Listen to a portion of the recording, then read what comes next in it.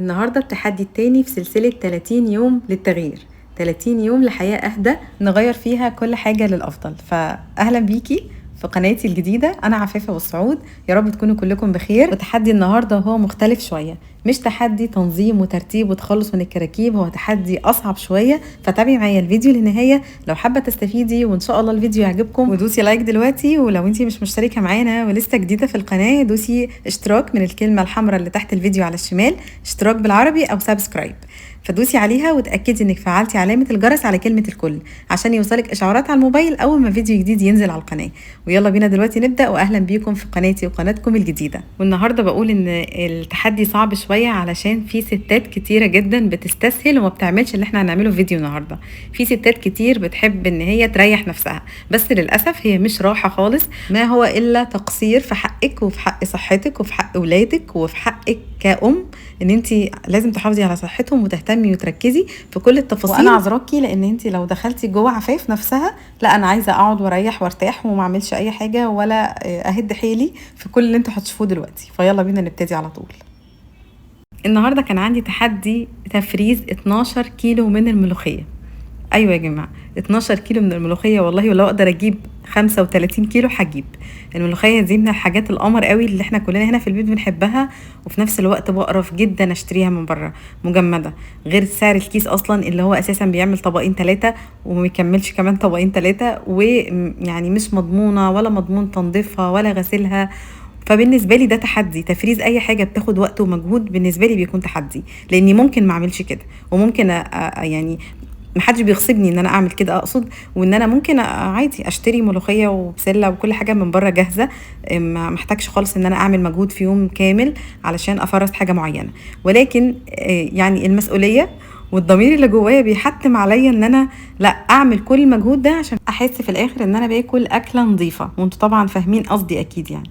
فخليني ابدا معاكم رحلتي النهارده في تفريز 12 كيلو من الملوخيه. وطبعا انا يعني جبت لكم من اول الغسيل على طول. ليه عفاف؟ فين التقطيف وفين الملوخيه؟ طبعا قعدت ولادي يقطفوا الملوخيه، كل البيت لازم يشترك لان انا هعمل مجهود اللي بعد التقطيف كله لوحدي، فخليتهم يشتركوا معايا بصراحه بما ان احنا كمان دلوقتي في الاجازه. فقلت لهم خلاص انتوا لازم تقعدوا تقطفوا الملوخيه دي كلها. فطبعا تحت الاكراه لميت التليفونات ولميت كل حاجه، اقعدوا قطفوا الملوخيه. فالحمد لله خلصنا الخطوه دي، وده كان بالنسبه لي انجاز، مبسوطه جدا ان الخطوه دي عدت يعني. فطبعا ما ينفعش انها تركن اصلا ياما لانها هتدبل، فكان لازم ان انا اقطفها تاني يوم، جات لي على طول. فبعد التقطيف ده كانت الكميه كانت بالاعواد بتاعتها، يعني كانت 12 كيلو ملوخيه. فبعد التقطيف ده كان شكلها. كل اللي انا عملته هو ان الغسيل الكويس جدا ده بيبقى ازاي. انا طبعا لازم بوله كبيره او طبق بلاستيك كبير لو عندك، انا بستسهل الحوض علشان زي ما انتوا هتشوفوا دلوقتي يعني. يعني بملى الحوض ميه نظيفه، بس طبعا بكون غسلته كويس جدا جدا جدا ومتعقم كويس قوي. فبملاه ميه نظيفه عادي ساقعه من الحنفيه، وبعدين انقع الملوخيه مره، وبعدين احكها في بعض كده مع بعضها واشيلها انشلها. بننشل الملوخيه، مش بنصفي عليها الميه في الحوض، بننشلها الاول من الحوض وبعدين نصفي الميه. هتلاقي بقى زي ما شفتوا بقى الرواسب والحاجات دي كلها موجوده، صفي واعملي تاني. كررت الحركه دي 4 مرات لحد ما تلاقي الميه بتاعه الملوخيه شفافه، ميه عاديه جدا زي اللي بتنزل من الحنفيه كده. تمام خلاص. اخر خطوه بقى، جبت كوبايه كبيره كده من الخل وضفتها على الميه اللي فيها الملوخيه دي، وسبتها منقوعه بالظبط تقريبا كده نقول 10 دقايق، وبعدين شطفتها للمره الاخيره، والحمد لله كده بقت عندي زي الفل. في حاجه مهمه جدا عايزه اقولك عليها، ما تشتريش اصلا الملوخيه الا تكون نظيفه. دي ملوخيه الحمد لله كانت نظيفه جدا، ولا ورقه كان فيها طينه مثلا، الملوخيه نفسها نظيفه. مش بتدواك في الغسيل. انما مره كنت اتدبست في ملوخيه كانت مليانه طينه، والله طلع عيني ورميت نصها. يعني ما تشتريش الملوخيه اصلا اللي مش نظيفه، حاولي تشوفي حد يكون معاه ملوخيه تكون اصلا انت تمسكي الورق كده تلاقيه نظيف عادي، وفي ده موجود يا جماعه. فهاتي ملوخيه نظيفه. تفريز الملوخيه عفاف ازاي؟ ملوخيتي طبعا انتوا عارفينها، اللي انا اصلا بقالي سنين كتير بفرزها بنفس الطريقة. ما بحطش اي حاجة على الملوخية يا جماعة، شوية مية لفوا في الكبة وبس كده. مية من الفلتر عادي، مش سخنة ولا حاجة خالص، يعني مية عادية. كل الموضوع ان انا بحط الملوخية ومش بنشفها، بسيبها بس تتصفى شوية وخلاص. وبعدين بحطها في الكبة وبضيف عليها شوية مية يلفوا بس في الخلاط، وعلى طول على الفريزر. لا تسيبيها بره ولا تسيبيها في التلاجة من تحت، ولا تأكسد ولا تسيبيها مش متغطية ولا الكلام ده خالص. الموضوع كله ان انتي من الفرن على الفريزر على طول. ولما بتخرجيها بتنزليها في الشوربة المغلية، مش بتسيبيها بقى لا تفك على الرخامة لوحدها ولا تحطيها في شوربة ساقعة ولا حاجة. بننزل الملوخية مجمدة زي ما هي في الشوربة المغلية وبس. والحمد لله الطريقه ناجحه معايا، ولا مره الملوخيه باظت مني او سقطت او اسودت ولا اي حاجه خالص الحمد لله. لحد اخر علبه بعملها بتبقى الملوخيه زي اول علبه انا طبختها. فانا خلصت الكميه بتاعتي، الكميه كلها اللي شفتوها جت في العلب دي كلها، الا ناقص بس مره واحده في ضربه في الكبه كده، وعبيتهم كلهم في كيس واحد. يعني اللي انا بحطه في الكبه دلوقتي هعبيه في كيس واحد بس، هوريه لكم دلوقتي. والعشر علب تقريبا دول 10 او 11، 11 دول 11 علبة. فاللهم بارك، كمية كويسة جدا. والباقي ده ضربته في الكبة، هحط كله في الكيس. وممكن طبعا تفرزي اصلا في الاكياس، بس بلاش اكياس التلاجة العادية. انا مرة جربت اكياس التلاجة العادية، الملوخية فحمت، مش اسودت، هي فحمت بجد. فالفكرة في طريقة التفريز، مش في الحاجه اللي بتفرز فيها، اقصد يعني مش في طريقتك انت اللي عملتيها ازاي. ممكن تعملي كل حاجه زي الفل وتسود منك برضو بسبب الكيس اللي انت حاطاه في الملوخيه في الفريزر. فالعلب دي طبعا انتوا عارفين انا بستخدم علب تابروير، هي ما بتتفاعلش مع الاكل خالص وبتحفظ الاكل الاخر حاجه خالص فريش زي ما هو. العلب اللي فيها الملوخيه دي عندي بقالها كده تقريبا داخله في السنه ال11، يعني بقالها 10 سنين موجوده بستخدمها. وزي ما انتم شايفينها كده اللهم بارك زي الفل، كأن محدش يستخدمها. وبعمل فيها كل حاجه وبفرز فيها كل حاجه في الفريزر، بتطلع اللهم بارك الحاجه فريش زي ما هي، كأنك لسه عاملاها بالسنين بقى. لو قعدت 6 شهور سنه زي الفل. حتى العلبه اللي شفتوها في اول الفيديو اللي كان فيها توم، التوم ده من السنه اللي فاتت، التوم ما اكسدش وفريش لاخر حاجه، ولونه فاتح وابيض زي ما شفتوا كده. فكل العلب اللي انا مستخدماها في الفيديو النهارده هي علب فريزر من تابروير. اللي حابب يشوف المنتجات دي او يتفرج عليها ويعرف الاسعار، هتلاقوا اللينك ان شاء الله موجود في اول تعليق، لينك الجروب بتاع تابروير.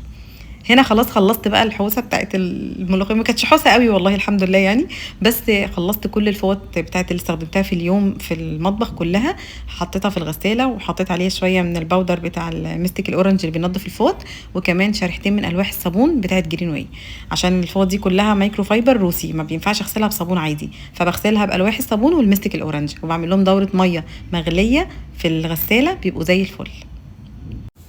الفوطه اللي كان عليها الخضره من شويه اللي شفتوها في المقطع اللي قبل ده، هي فوطه امتصاص جديده انا جبتها علشان الخضره بس، لان كل الفوط عندي تقريبا 5 منها نفس الفوطه، هي فوطه امتصاص وتجفيف.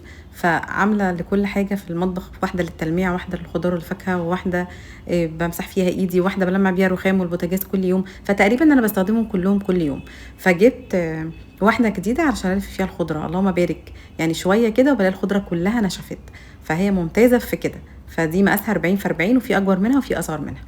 خليني دلوقتي اقول لكم ان انا خرجت الفراخ دي من التلاجة وسايباها منقوعه من امبارح بالليل في المصفى دي بعد الغسيل، علشان تنزل اي ميه فيها، وما اطبخش فراخ خالص الا لما بعمل كده. ودي التتبيله الخطيره، اكيد كل حاجه واضحه قدامكم وشايفينها في التتبيله. حطيت توم وهريسه شطه وقرفه وبهارات البرياني دي بتخلي الفراخ والبطاطس لونها حلو جدا. وحطيت كمان رشه من بهارات المشويات، وهضيف كمان زيت زيتون وملح وفلفل اسود وبس كده، وطبعا عصير ليمون. كده تمام. هخلط بقى المكونات دي كلها مع بعض، وهتديني تتبيله فيها توابل تقيله كده. هحط عليها بقى نص كوبايه ميه، وبعدين هقطع بطاطس وبصل شرايح كده. والبصل انا بحب بقى اقطعه ارباع كده، يعني البصلايه الواحده على 4 قطع بس. البصل بقى هنا ما بيتوهش في وسط الاكل وما بيدوبش كده لما الاكل بيستوي، وبيبقى خطير. كان في حد جالنا على فجأة واتغدى معانا، وكلهم علقوا بصراحة على البصل اللي متقطع بالشكل ده، قالوا لي انتي مقطعه البصل بطريقه حلوه قوي. يعني بصوا البصل كده انا مش هبشره ولا هقطعه رفيع ولا حاجه، كل بصلايه مسكتها قطعتها على نصين كده بس. بيبقى خطير وواضح كده لكل الناس اللي بتحب البصل في الاكل، هتعجبهم قوي الطريقه دي. وانا كمان ولادي بيحبوا البصل يكون ظاهر كده، ما يبقاش يعني دايب في الاكل.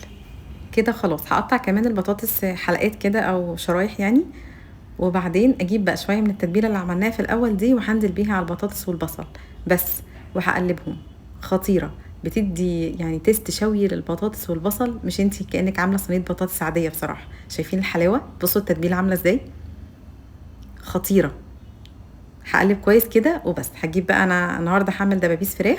الدبابيس دي انا سايباها كده منقوعه في ملح وليمون ودقيق، وسبتها تقريبا من امبارح يعني حوالي نص ساعه، واتغسلت واتشطفت كويس جدا. هجيب الدبابيس هقطعها كده، هديها يعني بصوا بالسكينه كده افتحها عشان ادخل التتبيله جواها. كانت متبله وطعمها خطير. هتبلها بقى بالتتبيله اللي باقي عندي اللي حطينا منها شويه على البطاطس بالشكل ده، وهرصها في الصينيه وبس. مش هحط اي حاجه، واتبقى شويه تتبيله نزلتهم على الصينيه من فوق. انا مش هضيف ميه ومش هضيف اي حاجه، وهدخلها. سخنت الفرن بتاعي على اعلى درجه حراره. هحطها دلوقتي على الرف اللي في النص. هسيبها بالظبط ساعه وربع، سبتها ساعه وربع. اول نص ساعه على نار عاليه في الفرن اعلى حاجه، وبعدين بعد نص ساعه هديت النار شويه علشان ناخد النتيجه الخطيره اللي هتشوفوها بعد شويه.